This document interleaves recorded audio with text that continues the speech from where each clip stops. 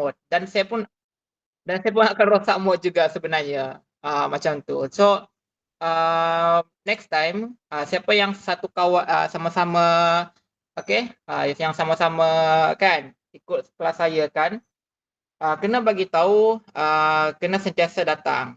Uh, ada satu hari juga nanti bila saya tidak akan sediakan recording, tapi saya akan cuba untuk bagi yang terbaik supaya bila bila tak hadir korang akan dapat macam tu. Tapi seboleh-bolehnya datanglah. Walaupun saya dah sediakan datanglah ke kelas kan. Jadi tak best lah kalau kalau ramai kalau dah berpakat ramai-ramai kan lepas tu tak join kan, jadi dia akan bukan dia akan rosak mood orang lain kan, tapi dia akan rosak mood saya juga sebenarnya. Macam tu. Jadi saya tak marah saya tak marah. Okay, maybe it's my first time lah untuk saya buat teguran sikit lah kan. Macam tu. Sebab sebelum ni masa tahun lepas tu tak pernah lah macam tu kan. Tapi saya kiranya macam nak tegaskan lah sikit macam tu. Okay. Jadi lain kali ataupun next time kena join semua kelas saya lah. Tapi kalau betul-betul tidak boleh, yang memerlukan komitmen yang sangat-sangat, tak ada masalah. Especially private candidate. Kalau private candidate biasanya dia akan kerja OT ataupun dia akan ada kursus-kursus lah orang macam tu. Kalau korang yang sekolah, yang calon sekolah, korang tak ada apa-apa pun sebenarnya nak buat kan. Okay, korang datanglah kelas macam tu. So once you dah bayar, you kena datang juga.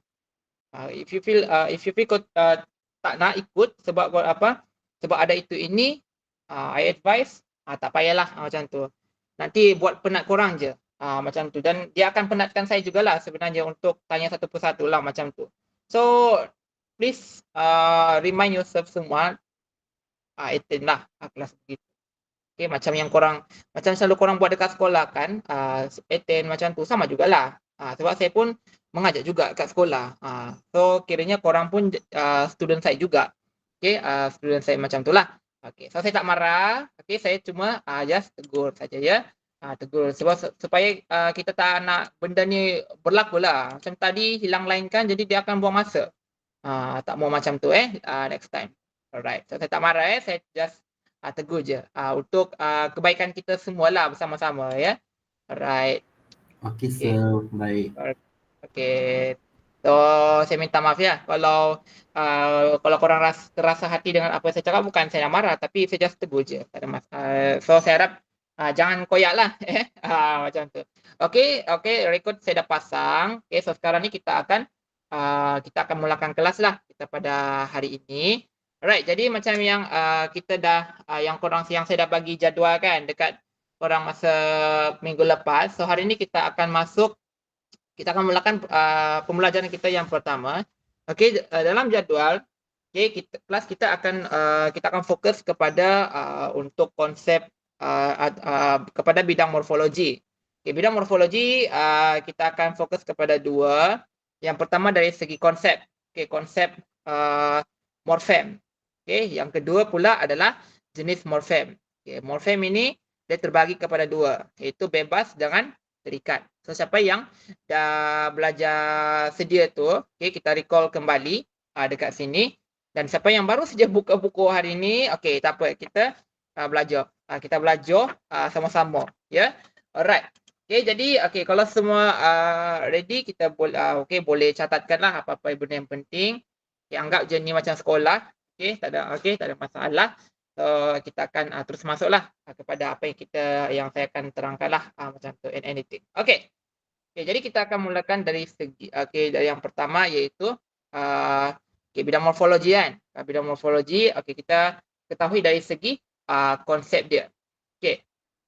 Tapi sebelum tu kita tengok dululah ini antara kalau ini adalah kita panggil dia sebagai hierarki dalam morfologi. Okey. Pada bahagian atas ia menunjukkan bahagian yang lebih besar. Lebih besar iaitu daripada ayat. Okey. Daripada ayat. Okey, ayat daripada paling atas dia akan pergi kepada paling bawah.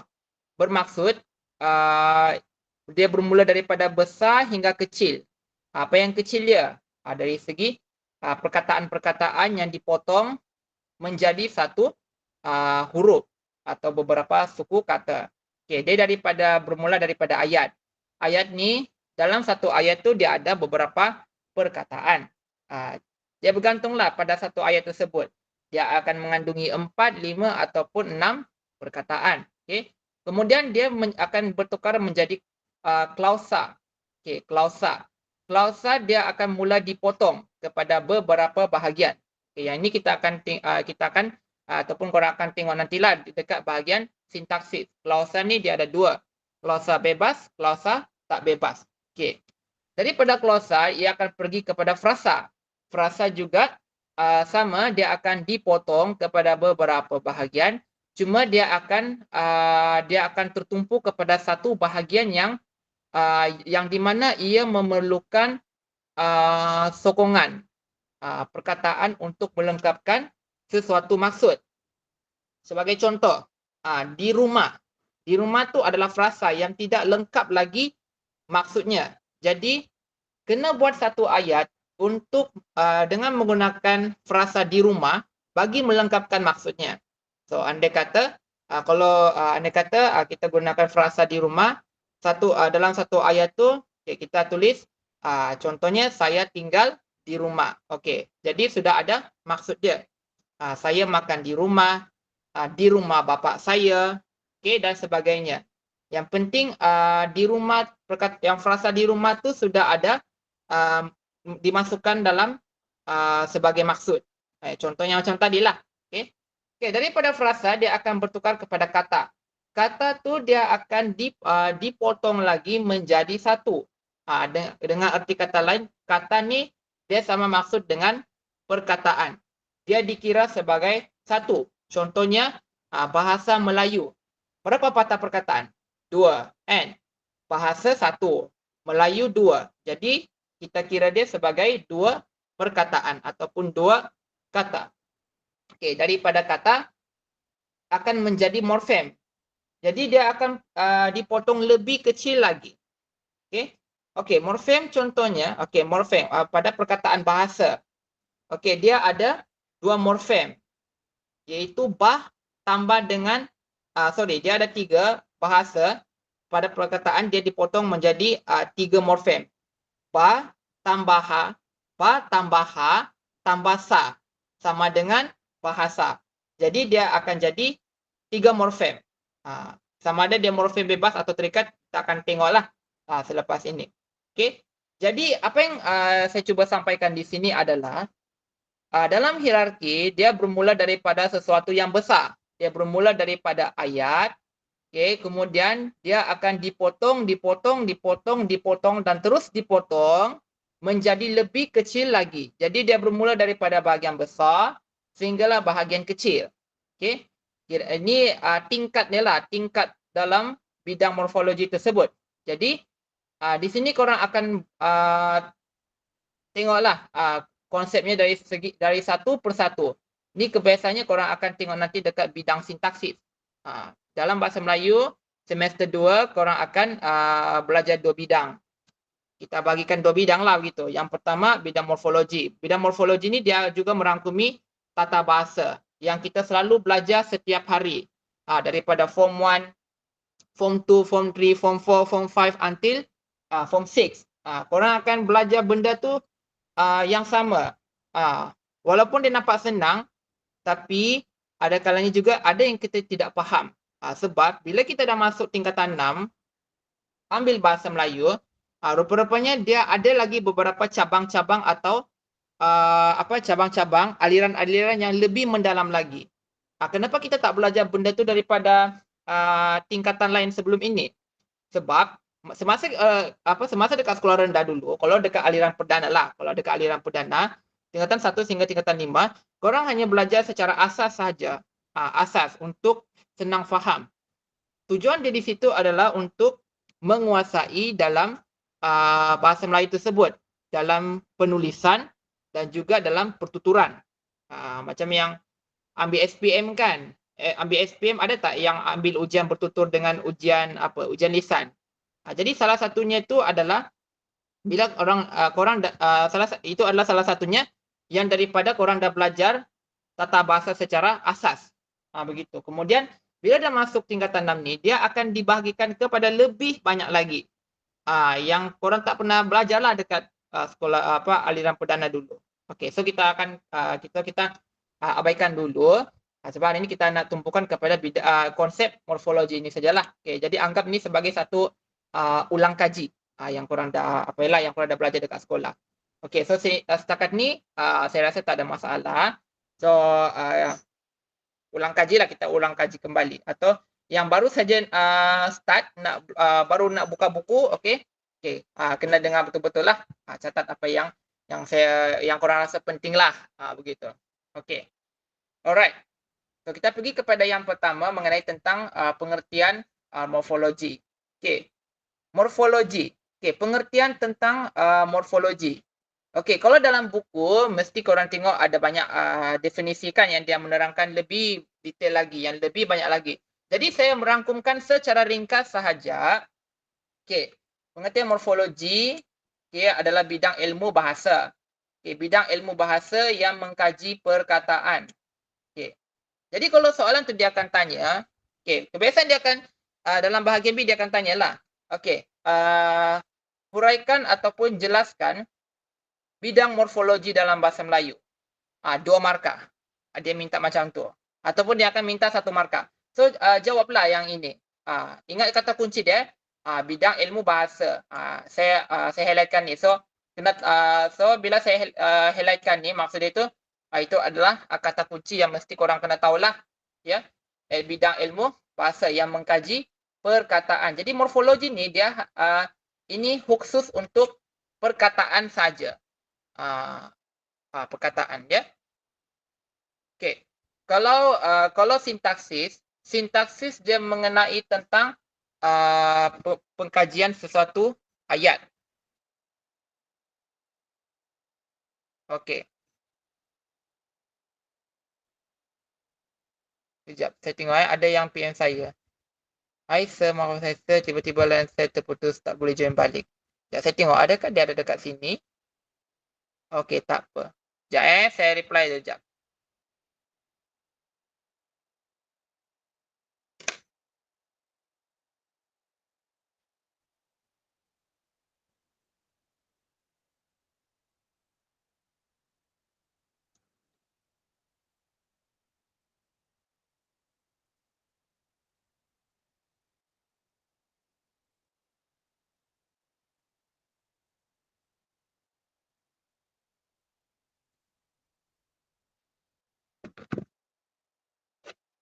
Okey, kita sambung balik sorry tadi yang PM saya tu korang kita punya kawan juga, iaitu Sikap Vinesh lah. Lain dia dia putus. Okey, kita tak apa. Right. Sama-sama.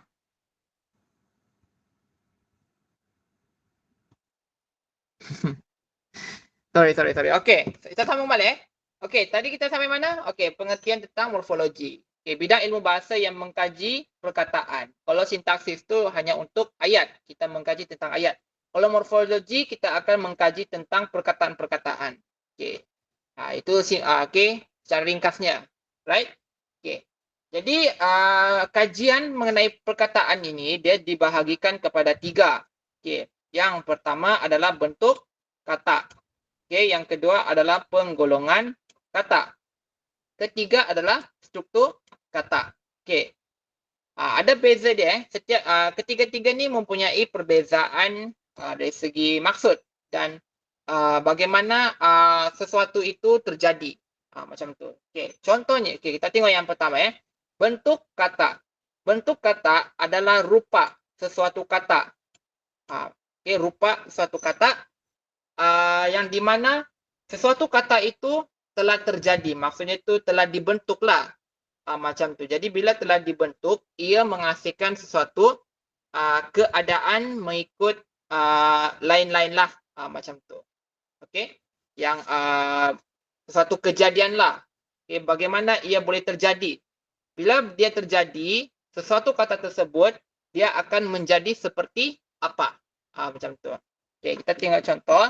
Yang pertama adalah kata tunggal. Okay, kalau korang tengok dekat korang punya notes ataupun korang punya buku rujukan korang masing-masing, okay, contoh dia, contoh kata tunggal, okay, dekat sini. Okay, kita buka buku sama-sama Okay, kata tunggal. Okay, kita buka buku sama-sama. Okay, apa contoh kata tunggal yang kita boleh dapat daripada sini? Okay, kata tunggal. Okay, kata tunggal sebagai contoh adalah okay, apa, duri, ambil, bakul, bengkok, ziarah, mengkuang, belalang dan singgasana. Itu contoh dia kata tunggal. Okay. Kata tunggal yang tidak dibentuk lagi apa-apa, tidak menerima lagi apa-apa. Okay. Yang tidak menerima apa-apa sebarang langsung lah. Jadi kata tunggal dia boleh diperluaskan. Maksud dia juga boleh ditambahkan lah. Dia boleh ditambahkan juga sebenarnya. Diperluaskan. Maksud dia itu dia boleh ditambahkan melalui proses pengimbuhan. Contoh dia kalau cat, kalau ditambahkan imbuhan dia boleh jadi bercat, mengecat, pengecat dan sebagainya. Pengecatan, catan sebagai dan lain-lain lagi lah. Okey. Kata terbitan sama jugalah macam tadi. Kata terbitan adalah perkataan yang telah dimasukkan imbuhannya. Macam tadilah cat. Okay, cat telah diterbitkan menjadi bercat. Dia juga diterbitkan menjadi mengecat. Jadi dia jadi macam tu sebab telah diterima imbuhannya. Cat bertambah dengan cat. Dia akan jadi bercat. Mentambah dengan cat, dia akan jadi mengecat. Okay, dan sebagainya lah, apa-apa imbuhan. Sama ada dia imbuhan awalan, imbuhan akhiran, sisipan ataupun apitan. Itu disebutkan sebagai kata terbitan. Okay. Dalam buku ni, kalau ikut dalam buku saya pasti juga ia sama jugalah dengan korang punya buku lah kan. Terdapat 4 jenis imbuhan iaitu awalan. Okay, yang hadir sebelum kata dasar, akhiran yang hadir sesudah kata dasar, apitan yang hadir secara mengapit kata dasar. Tahu tak apitan tu maksud dia apa? Yang apa kan? Dia umpama dia macam hadir antara berdua, begitu. Kerana orang ketiga. Macam itulah contohnya. Okey, kita telah dihimpit antara mereka berdua. Itulah contoh dia apitan. Okey. Dan sisipan. Apa beza dia apitan dengan sisipan? Okey, kalau sisipan satu ada gabungan dua huruf yang menjadi satu, dia akan sisip di celah-celah. Maksudnya dia akan masuk pertengahan lah, macam tu.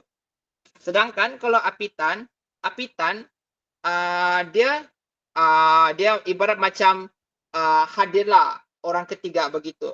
Okey, dia umpama kita berdiri antara mereka berdua. Jadi mereka berdua tu yang kiri kanan kan. Kiri kanan itu yang merujuk kepada apitan. Begitu. Diapitlah. Diapit. Macam konsep orang pengantin, kita yang jadi pengapit macam tu. Itulah itu konsep dia apitan. Jadi bezakan sisipan dengan apitan kerana dia mempunyai konsep yang berlainan. Jadi dia tak samalah. Begitu Okey. Okey, itu kata terbitan. Okey, kata majmuk. Okey. Kata majmuk, okey, perkataan yang dibentuk dengan merangkaikan dua kata dasar atau lebih. Okey, dengan arti kata lain, dua gabungan perkataan menjadi satu. Dia akan diejak sebagai satu. Contohnya, jalan raya. Kata majmuk kan? Okey. Jalan raya dia dibentuk melalui dua perkataan. Jalan tambah dengan raya sama dengan jalan raya. Satu lagi contoh matahari. Mata tambah dengan hari dia sama dengan matahari. Macam tu. Itu adalah contoh dia. Kata majmuk. Okey. Okey. Kalau ikut dalam buku di sini, kata majmuk dia dibahagikan kepada 3. Okey, yang pertama, kata majmuk yang terdiri daripada rangkai kata bebas. Kedua, kata majmuk yang sebagai istilah khusus. Yang ketiga, kata majmuk yang membawa maksud kiasan. Okey, membawa maksud kiasan dia sama maksud dengan simpulan bahasa. Begitu. Okey. Ya tengok kalau kata majmuk yang terdiri daripada rangkai kata bebas, contohnya adalah biru laut, kuning langsat, terima kasih, dan beg tangan. Istilah khusus. Maksud dia yang berkaitan dengan sesuatu ilmu dan nama-nama jawatan. Contohnya, menteri besar.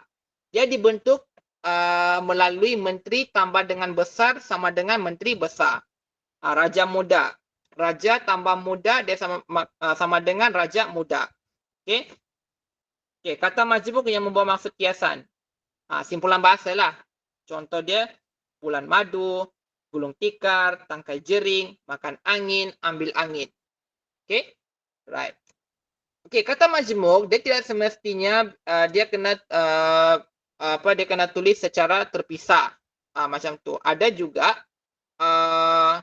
Ada juga yang diejak sebagai satu rangkai. Maksudnya dia akan gabung sekali sebut saja. Contohnya, antara bangsa. Kita tidak boleh pisahkan antara tambah dengan bangsa. Jadi perlu digabungkan. Okey, perlu digabungkan. Jadi jangan dipisahkan. Sama juga dengan jawatan kuasa, tanda tangan, warga negara. Itu adalah contoh kata majmuk yang diejak serangkai. Maksudnya kita sebut sekali saja. Kalau yang satu lagi contoh tadi, jalan raya, kita kena ejak secara terpisah. Kenapa kena ada serangkai dan juga kenapa kena ada yang diejak sebagai terpisah? Okey, kita ikut daripada istilah-istilah tersebut. Kata majmuk ni bila kita akan ejak serangkai atau kita ejak secara terpisah, dia akan memberikan maksud yang berbeza-beza. Walaupun dia sama, tetapi ada bezanya dari segi maksud yang lain. Boleh? Okey. Jadi itu sajalah untuk kata majmuk. Okey, seterusnya kata ganda. Kata ganda adalah perkataan yang mengalami proses pengulangan pada kata dasar. Sama ada penggandaan penuh, sebahagian. Okey. Yang dengan arti kata lain ataupun secara mudahnya, kata ganda ni ialah perkataan yang mengalami kebanyakan dia penggunaan ataupun pengulangan sesuatu perkataan yang sama yang diulang secara berulang kali. Okey. Contohnya dekat sini, okey. Kata ganda ni dia dibahagikan kepada 4. Yang pertama adalah kata ganda penuh, kata ganda semu, kata ganda separa dan juga kata ganda berentak. Okey. Kalau kata ganda penuh mengalami pengulangan secara keseluruhan. Contohnya rumah-rumah, buku-buku, masjid-masjid. Okey. Right. Kata ganda semu. Kata ganda yang terbentuk dari kata ganda penuh, tetapi apabila kata dasarnya dipisahkan daripada kata ulangannya, kata dasar itu tidak memberikan sesuatu makna yang khusus. Atau jika ada makna pun, maknanya berbeza sama sekali dengan makna asal kata ganda itu. Okey. Kita bagi satu contoh apa? Okey, laba-laba. Okey, laba-laba. Okey, laba kalau kita pisahkan perkataan laba-laba dia akan jadi laba. Okey, dia ada maksud yang lain. Ada maksud yang lainlah ataupun mungkin tidak ada makna yang langsung, tidak ada maksud secara langsung. Jadi tidak ada apa-apa maksudlah begitu. Tapi bila telah disemukan laba, dia akan jadi laba-laba. Laba-laba itu dia merujuk kepada nama binatang. Pada asalnya perkataan laba dia tidak ada maksud secara langsung. Tapi bila disemukan kata gandanya menjadi labah-laba, jadi dia merujuk kepada nama haiwan ataupun nama binatang itu. Okey. Kata ganda separa yang terbentuk melalui pengulangan sebahagian kata dasar sahaja. Okey. Okey, sebagai contoh, okey. Lelaki. Asal dia adalah laki. Tapi ditambahkan le dengan laki, lelaki. Siku. Se tambah siku sama dengan sesiku. Jari. Je dengan jari, dia akan jadi jejari. Langit. Le tambah dengan langit sama dengan lelangit. Okey. Itu kata ganda separa. Keempat, kata ganda berentak. Okey. Yang mengalami pengulangan kata dasar mengikut rentak bunyi tertentu dalam kata dasar. Okey. Jadi dia seumpama seperti melodi lagu melodi lah begitu. Okey. Apa kan?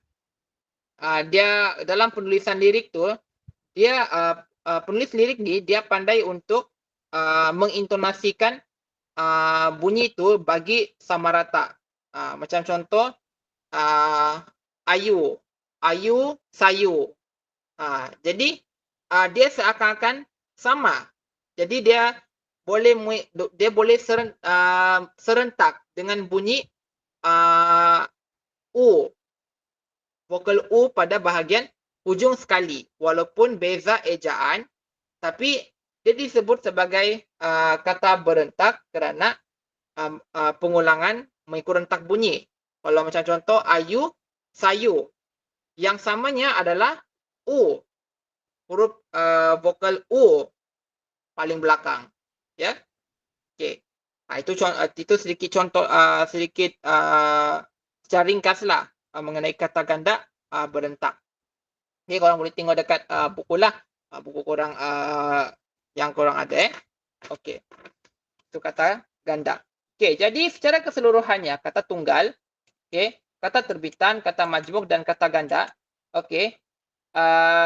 Perkataan-perkataan yang kita selalu gunakan itu, okey, itu adalah mengenai tentang terbentuknya menjadi perkataan seperti ini. Macam contoh kan, korang tulis saya makan. Makan itu adalah kata tunggal. Kata tunggal sama juga dengan saya. Jadi dia sudah jadi dua perkataan.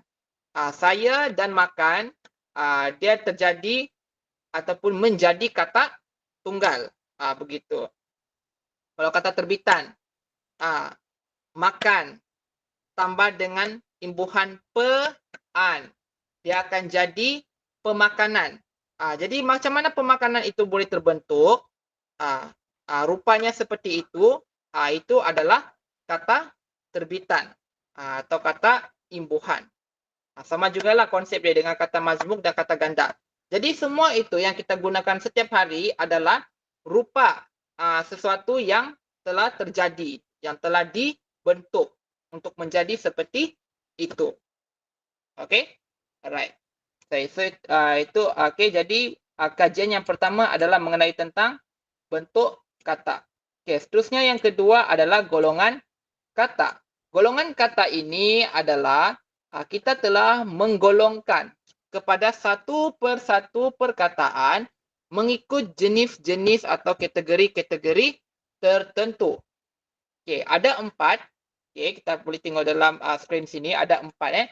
Yang pertama adalah kata nama, kedua adalah kata kerja, ketiga kata adjektif dan juga keempat kata tugas. Okey, kita tengok dekat buku kita dekat sini lah. Okey, golongan.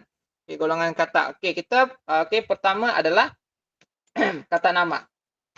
Okey. Kata nama adalah sejumlah perkataan yang boleh menjadi unsur inti dalam binaan frasa nama.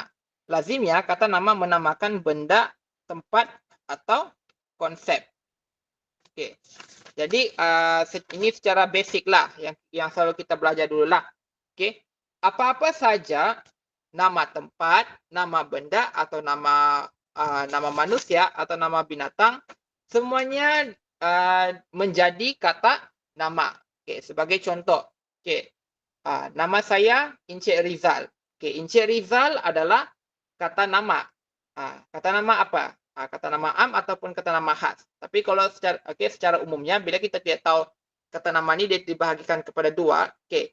Encik Rizal dia adalah kata nama. Okey, kata nama. Sebab dia ada nama. Gitu. Okey. Encik dia bukan kata nama. Itu adalah panggilan. Alright. Jadi kita cuma ambil nama Rizal menjadi kata nama. Itu kalau kita pecahkan lagi kepada lebih dalam lagi, itu adalah kata nama khas. Okay. Yang kedua adalah kata kerja. Kata kerja yang merujuk kepada perbuatan-perbuatan. Macam contoh, tidur, membaca, okay, bermain dan sebagainya. Okay, terbagi kepada dua.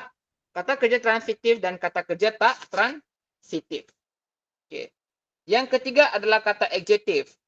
Okay, yang merujuk kepada kata-kata sifat. Kata-kata sifat. Ada juga pelbagai jenis atau dibahagikan kepada jenis-jenis tertentu. Yang pertama adalah kata adjektif sifat atau keadaan. Kata adjektif warna. Kata adjektif ukuran. Kata adjektif bentuk. Kata adjektif waktu. Kata adjektif jarak. Kata adjektif cara. Kata adjektif perasaan. Dan kata adjektif pancaindera. Okay. Semua tu berkenaan dengan sifat-sifat lah. Kata adjektif ini. Okey. Seterusnya, kata tugas. Okey. Kata tugas adalah golongan perkataan selain kata nama, kata kerja dan kata adjektif yang mendukung sesuatu tugas yang tertentu dalam binaan ayat, klausa dan frasa. Okey. Dengan kata lain, okey, kata tugas ini, okey, kata tugas ini dia sebagai sokongan untuk menjadikan sebahagian atau sesuatu perkataan tersebut menjadi maksud ataupun mempunyai maksud. Macam contoh tadi frasa di rumah. Okey, saya tinggal di rumah. Saya tinggal di rumah itu terbentuk melalui empat. Satu, saya. Saya kata nama. Tinggal. Tinggal itu kata kerja. Di, kata sendi nama. Rumah, kata nama. Jadi sudah ada 4 unsur dalam satu ayat itu. Saya tinggal di rumah. Jadi di mana bahagian kata tugas tersebut? Di, kata sendi nama. Salah satu daripada kata tugas itu adalah kata sendi nama. Di. Di itu adalah kata sendi nama. Jadi itulah kata tugas yang menyokong supaya sesuatu ayat tersebut mempunyai maksud. Ya. Okey. Dibagikan kepada 17 jenis. Okey, 17 jenis ini kita akan ataupun kita tengoklah apakah perlu untuk kita memperjelaskan lebih mendalam lagi ataupun tidak, sebab sebenarnya kan yang paling penting di sini adalah di bahagian sintaksis lah sebenarnya. Kalau bidang morfologi ni dia semuanya merangkumi tentang tata bahasa yang biasa yang ataupun selalu kita belajar macam tu. Jadi mungkin saya akan pilih mana yang korang rasa susah lah untuk korang faham konsep-konsepnya, especially kata kerja. Kata kerja confirm ni ada yang kurang fahamkan maksud dia, transitif dengan tak transitif. Apa yang boleh dapat bezakan antara kedua-dua tu kan? Okay, jadi kita tengok nantilah macam mana perjalanan kelas kita. Sebab untuk yang bahagian ni kan, okay, mesti korang kena ni kena banyak belajar lah daripada korang punya guru lah, begitu. Okay. Sebab yang paling banyak yang saya kena tumpukan untuk korang sebenarnya adalah bahagian sintaksis di sini. Sebab bidang sintaksis ini yang paling banyak yang bermasalah di situ. Okay. Jadi kena belajar menulis ayat yang betul lah orang kata. Ya. Okay. Okay, kita teruskan je dulu. Okay, kata tugas dibagikan kepada 17. 17 jenis. Yang pertama adalah kata hubung. Kata seru, kata tanya, kata perintah, kata pangkal ayat, kata bantu, kata penguat, kata penegas, kata nafi, kata pemberi, kata sendi nama, kata pembenar, kata arah, kata bilangan, kata adverba, kata penekan, dan juga kata pembenda. Okay. Jadi semua tu berperanan sebagai pendukung atau penyokong. Kalau tidak ada, macam mana suatu benda tu, ayat tu dia boleh menjadi maksud. Macam contoh, saya tinggal di rumah. Kalau saya buangkan di, saya tinggal rumah, apa maksud tu sebenarnya? Saya tinggal rumah. Macam tu. Ada maksud ke tak ada maksud? Tak adalah maksud kan? Macam tu. Kita tak tahu sama ada dia saya tinggal rumah, adakah dia tinggal dekat dalam, luar, atas ataupun dekat bawah. Kita tidak tahu. Macam tu. Jadi peranan di kata sendi nama ni sebagai pendukung ada fungsinya dekat situ. Faham? Okey.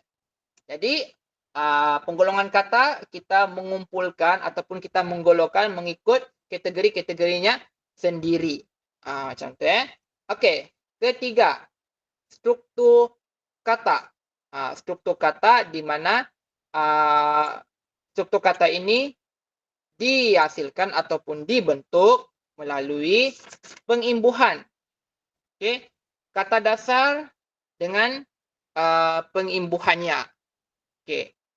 Pengimbuhan sama ada awalan ataupun akhiran. Gitu. Awalan ataupun akhiran. Kenapa awalan dan akhiran saja? Sebab ia memakai kata dasar. Kenapa bukan sisipan? Kenapa kita tak perlukan apitan? Apitan tu actually dia termasuk juga sebenarnya. Okey, soalannya dia kat sini. Kenapa kita tak gunakan sisipan pada kata dasar? Kerana kata dasar itu sudah ada maksudnya tersendiri dan tidak memerlukan imbuhan sisipan untuk memperluaskan lagi maksudnya. Kerana apitan, awalan dan juga akhiran pun sudah mengubah kepada maksud yang baru. Okey, contohnya makanan. Kalau nak masukkan sisipan EL, macam mana korang nak masukkan EL pada perkataan makanan tersebut? Kalau kita, okey, cuba andaikanlah. Kalau saya cuba untuk tambahkan sisipan EL. Okey, sisipan EL. Tambah dengan makanan. Ataupun makanlah. Okey, begitu. Makan tu dia kata dasar. Okey, makan. Kita kena sebut makelan. Ada tak makelan dalam bahasa Melayu? Cuba seorang jawab. Ada tak makelan? Tak. Tak ada kan? Jadi, tak perlu ada sisipan. Dan kalau dalam struktur kata, kita tidak memerlukan sisipan dalam kata dasar. Sebab kata dasar ni sudah ada maksudnya tersendiri. Yang perlu diperluaskan maksud dia untuk menjadikan maksud yang baharu adalah kita memerlukan awalan. Kita kena memerlukan akhiran dan kita kena perlukan apitan untuk memperluaskan lagi maksudnya yang lebih besar lagi. Kalau sisipan memang dah tak ada maksud langsung lah. Kecuali pada perkataan-perkataan tertentu yang memasukkan ataupun memerlukan sisipan. Sisipan contohnya. Begitulah. Okey. Jadi kita tengok pada skrin ni. Okey. Minuman. Okey, minuman dia terbentuk daripada kata dasar dengan akhiran. Okey. Okey. Bagaimana perkataan minuman itu terjadi?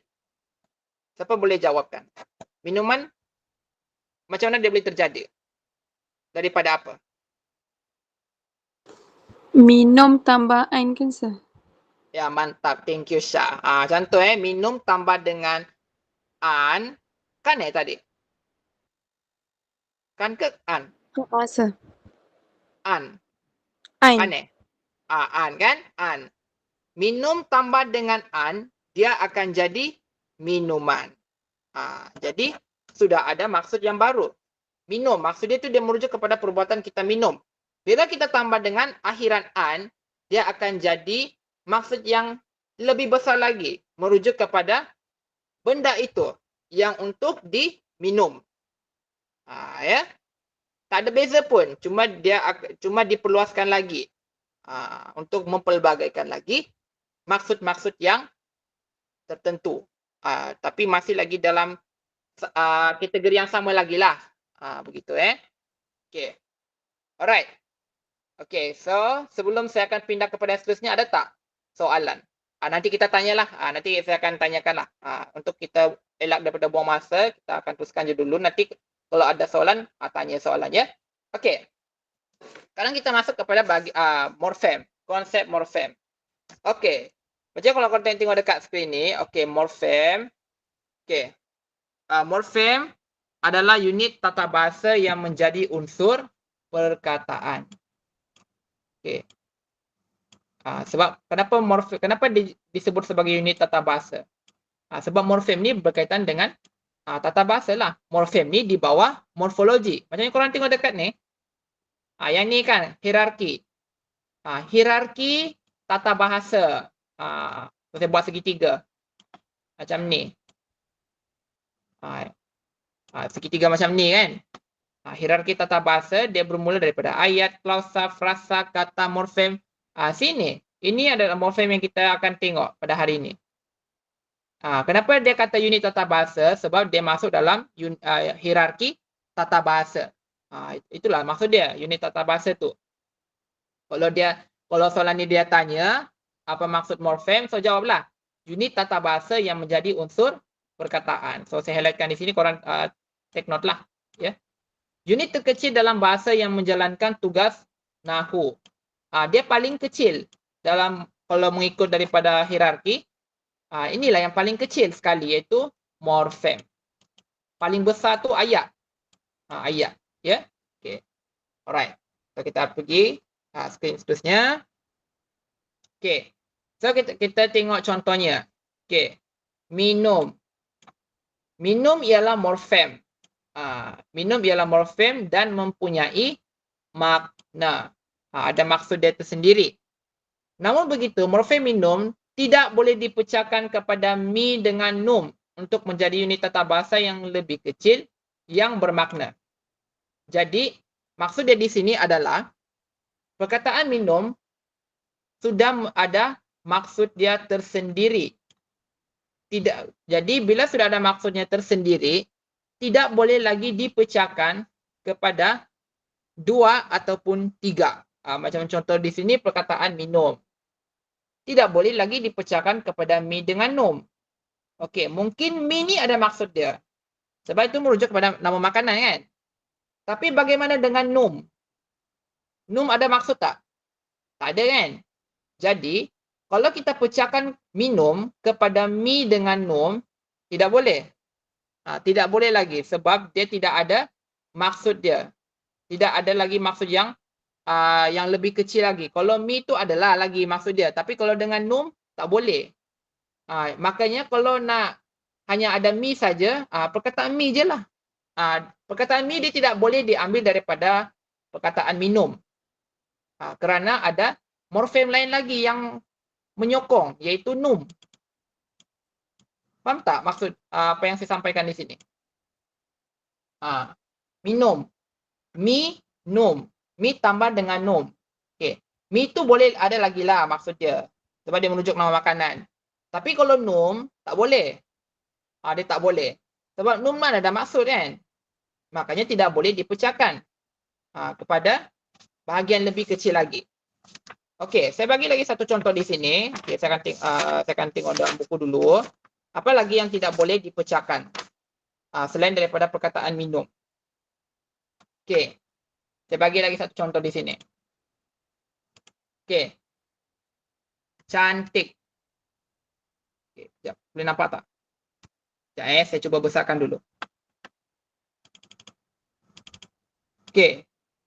Cantik. Ini tak cukup besar lagi ni. Okey.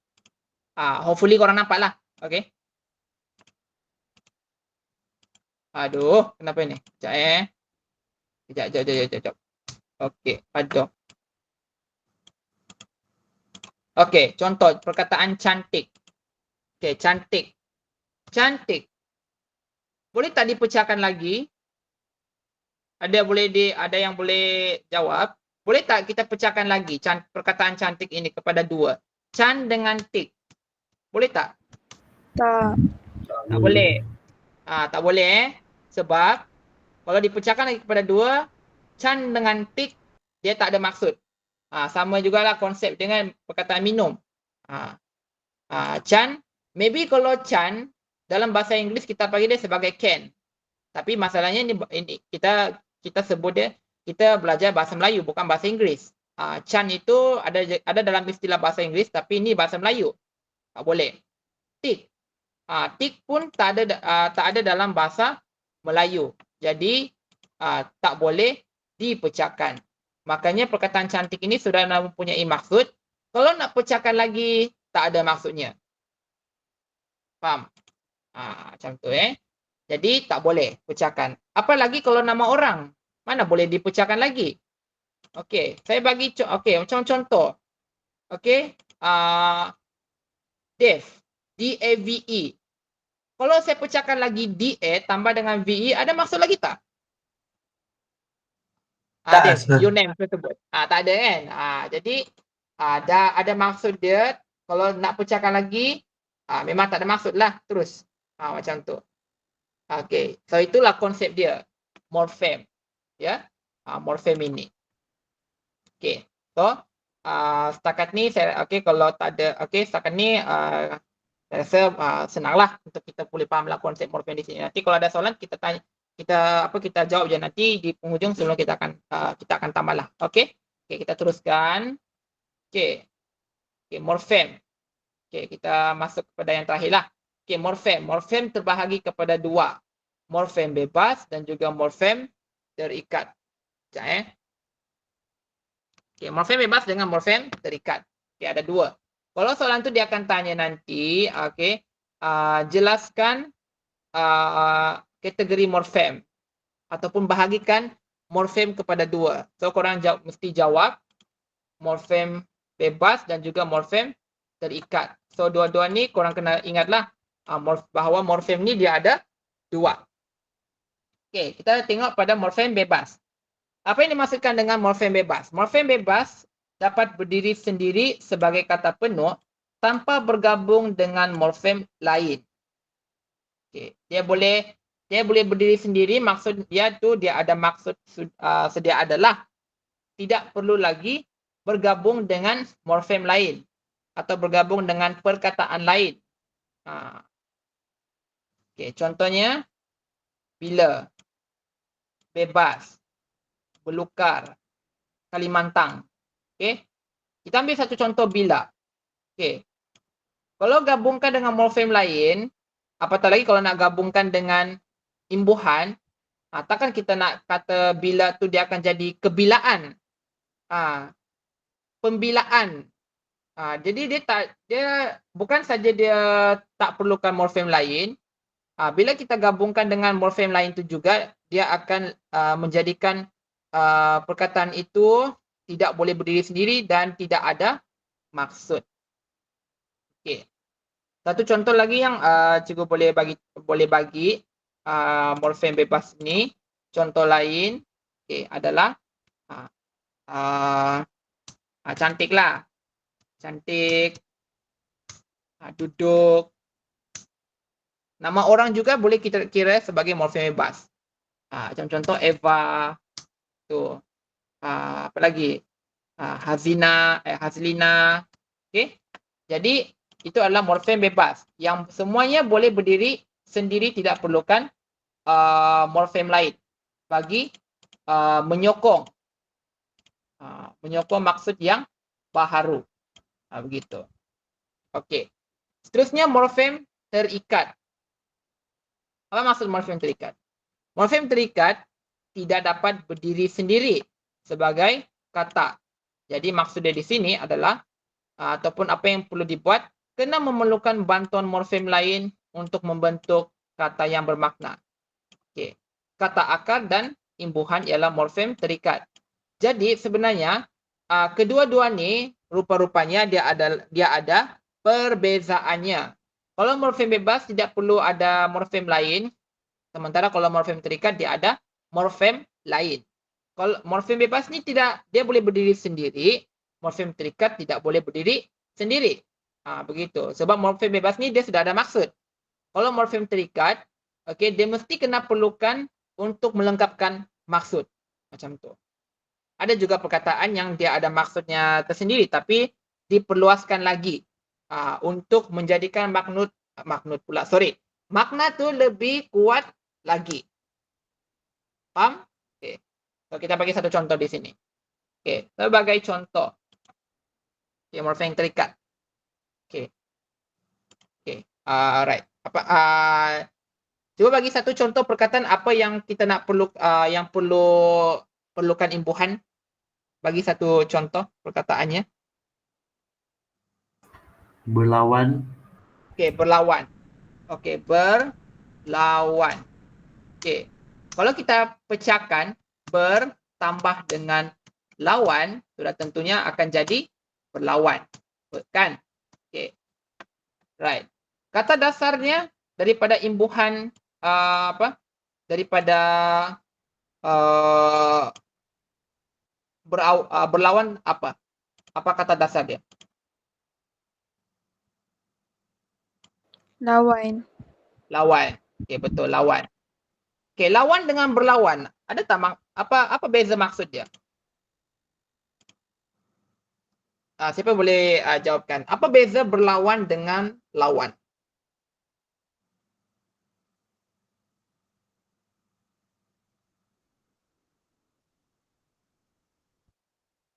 Okey, tak tahu Okey, tak apa.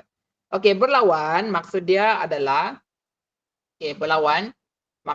Berlawan tu adalah merujuk kepada perbuatan ingin. Merujuk kepada ingin. Ingin untuk ingin berlawan dengan orang tu. Begitu. Kalau lawan adalah merujuk kepada perbuatan secara terus. Perbuatan secara terus maksudnya secara dia tidak akan bersembunyilah begitu. Dia akan terus ke depan. Okey. Kalau macam contoh kita lawan sekarang, kita lawanlah benda tu. Okey. Kalau berlawan adalah merujuk kepada ingin berlawan. Macam tu. Ingin berlawan. Gitu Jadi lawan perlukan morfem lain untuk membentuk kata yang bermakna. Biarpun lawan ni sudah ada mempunyai maksud, tetapi kalau ingin diperluaskan lagi, maknanya kena perlukan imbuhan sama ada akhiran, awalan maupun apitan. Okey, contohnya macam itulah. Okey. Okey, seterusnya. Okey, alright. Okey. Sekejap.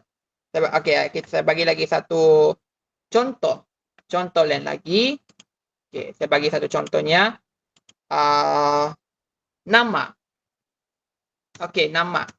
Nama ni dia sudah ada mempunyai maksudnya tersendiri ataupun tidak ada lah. Tapi kalau ini kan nama, itu adalah morfem yang tidak ada maksud dia. Dengan arti kata lain, dia tidak boleh berdiri sendiri sebagai satu perkataan. Jadi perkataan nama mesti perlukan morfem lain untuk membentuk menjadi lebih bermaknanya. Menjadi makna. Okey. Saya bagi nama. Okey, an tambah dengan nama, dia akan jadi penamaan. Selain itu juga an, dia akan jadi kenamaan. Itu contoh. Okey, kalau yang nama, perkataan nama dia tidak boleh berdiri sendiri kerana tidak ada maksud. Kalau lawan tadi dia ada maksud tapi perlu diperluaskan lagi lah. Macam tu. Okey. Jadi sama jugalah dia tak boleh berdiri sendiri. Kena perlukan kata imbuhan. Untuk kata imbuhan gabung dengan kata akar itu akan menjadi satu morfem terikat. Dia akan diperluaskan lagi maksud dia. Macam tu. Alright? Okey. Jadi sebelum kita akan masuk ataupun sebelum kita akan tutup kelas kita hari ini, kita hari ini sudah pun mencapai apa yang kita sudah fokuskan pada hari ini, dalam jadual kita hari ini, iaitu konsep morfem. Konsep morfem kita sudah capai. Jenis morfem. Jenis morfem dia terbagi kepada dua. Tapi korang kena tahu lah maksud morfem itu apa. Jadi sudah dibagi tahu lah. Tadi kita belajar tentang morfologi kan. Morfologi. Kita juga sudah belajar tentang konsep morfem. Konsep morfem. Lepas tu morfem itu dia terbahagi kepada dua. Bebas dan juga terikat. Jadi saya jelaskanlah dekat bahagian sini. Apa bezanya bebas dengan terikat. Jadi saya bukakan ruang untuk korang bertanya ataupun nak menambah jika ada. So korang boleh tanyalah sekarang. Apa kalau ada.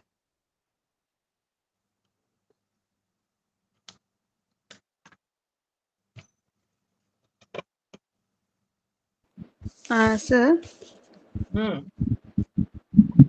Ni bukan berkaitan ni sangat lah. Tapi tanya. Contoh macam kata majmuk jalan raya kan. Jalan raya. Dia kira satu patah perkataan je kan? Ya, dia kira sebagai satu. Kiranya kata majmuk je lah kan yang kira satu patah perkataan. Yang lain tu kira macam dua macam tu lah kan? Kata majmuk dia dikira sebagai satu. Dia macam tadi dia cara kata majmuk ni kita kena perhatikan ada perkataan yang dieja secara terpisah dan eja sebagai serangkai. Eja terpisah macam jalan raya kan. Jalan raya dia tak boleh gabung. Gitu. Dia perlu dieja secara terpisah. Itu menurut dalam sistem bahasa Melayu. Ejaan dia memang sudah begitu. Kalau kalau dieja sebagai satu rangkai, maksudnya kita sekali sajalah. Sebut sekali saja macam tu. Contoh dia antara bangsa. Antara bangsa sudah digabungkan, diserangkaikan. Jadi dia tidak akan terpisah lagi menjadi antara tambah dengan bangsa. Sebab antara dengan bangsa ni dia ada maksud lain kan. Kalau antara tu dia merujuk kepada kata arah. Kalau bangsa kata nama. Bila digabungkan menjadi satu, diserangkaikan antara bangsa merujuk kepada kawasan yang lebih besar lagi di peringkat antara bangsa macam tu. Itu perlu dieja sebagai serangkai. Sekali saja kita sebut. Kalau jalan raya kita kena sebut kiranya macam kita kena sebut 2-3 kali lah begitu. Jalan raya. Jadi dia dieja secara terpisah. Kalau antara bangsa kita sebut sekali saja sebab dia diserangkaikan atau serangkai. Sekali saja sebut macam tu.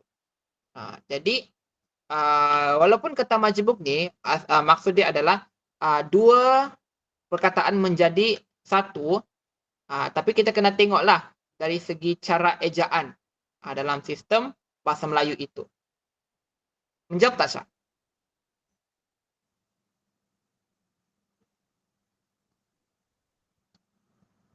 Menjawab ataupun ada yang perlu ditanyakan lagi?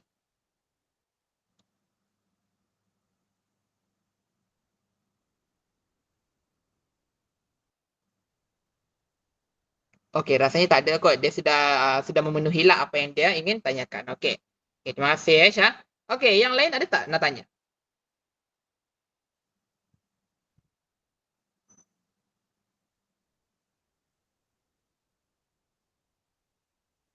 Saya sebut satu-satu lah kan. Kena tunggu-tunggu lah kan. Nurhanis. Nurhanis. Suhaizawati. Maybe calon persendirian juga kan. Syaza. Yang lain-lain lah. Saya tak nak sebut satu-satu lah kan. Kalau dia rasa diri dia ada soalan nak tanya atau nak tambah, dia kena cakap lah begitu. So di sini korang kena belajar untuk kalau korang ada apa-apa yang perlu kena tanya atau kalau ada perlu nak tambah, it's okay, cakap je. Daripada nak simpan kan, nak peram macam tu saja kan. Jadi sampai bila-bila pun korang tak akan tahulah macam tu. Kecuali kalau memang dah tak ada apa-apa nak tanya lagi, confident memang dia dah faham, tak apalah. Saya tak perlu nak jawab berulang kali lah begitu. So sekali lagi saya ingin tanyakan, ada tak korang punya soalan ataupun apa-apa nak tambah? Sebelum kita akan close kita punya kelas hari ini. Actually kita sekarang dah waktu 10 minit. So kita ada 20 minit saja lagi sebenarnya. Tak ada. Alright. So confident semua tak ada soalan, tak ada nak tambah lagi. Okey, kalau begitu, okey, jadi itu saja untuk kelas kita hari ini. Jadi kita sudah pun mencapai apa yang kita sudah pelajari pada hari inilah, begitu. Bidang morfologi, konsep morfem dan juga jenis morfem. Minggu depan kita akan pergi kepada konsep alomorf, konsep morfononim, morfofonem, dan juga konsep kata. Okey. Jadi prepare untuk topik yang saya sebutkan minggu depan. Jadual saya dah keluarkan. Jadi korang get ready lah untuk topik minggu depan lah begitu ya. Okey, jadi kalau dah tak ada apa-apa lagi nak tambah, nak tanya lagi, saya rasa okey. Itu saja untuk kelas kita hari ini. Okey, terima kasih semuanya. Okey, Abang Rizal, Dev, Iza, okey, Syazza, okey, Eva, Hanif, okey, Soizawati, Kevinesh tadi yang sempat join tapi dia terputus line, tak apa. Dia boleh tengok, okey. Jangan lupa tengok recording kelas selepas ini. Esok saya akan upload lah. Sebab Google akan proses video untuk saya uploadkan lah begitu ya. Jadi itu saja untuk kelas hari ini. Saya minta maaf kalau korang rasa saya terasa tadilah dengan apa yang saya cakap. Actually saya tak marah pun. Saya tegur je. Tapi kalau rasa nada saya macam marah je, itu tegas tu, bukan marah sebenarnya. Kan? Sebab korang juga korang adalah student saya. Jadi kenalah untuk diberi penekanan lah begitu supaya korang sentiasa alert begitu. Kalau korang berterusan, korang tak ubah perangai ataupun sikap sebegitu, percayalah nanti kalau waktu kerja nanti ataupun apa-apa akan menimbulkan masalah nanti. Okey, terutama yang masih lagi muda-muda ini. Macam korang lah, Dev, semualah begitu Jadi kalau ada apa-apa masalah ataupun nak bagi tahu yang saya tak dapat ni, saya dapat ni, cakap je PM. Tapi bukan waktu saya tengah bekerja lah. Dari pukul 8 sampai pukul 4 lah begitu. Kebiasaan itulah waktu kerja saya dekat sekolah. Okey. Jadi jangan tanya waktu saya kerja lah. Tapi saya akan reply juga. Saya akan cuba reply. Kalau if I have free time, saya akan reply juga pada waktu itu ya. Jangan risau. Jadi itu saja untuk kelas kita hari ini. Okey. Sekali lagi terima kasih dan kita jumpa lagi pada minggu hadapan. Selamat malam. Terima kasih, Sir. Selamat malam. Sama-sama. Okey, selamat malam. Sama-sama. Thank you, sir. Alright, you're welcome, Dev.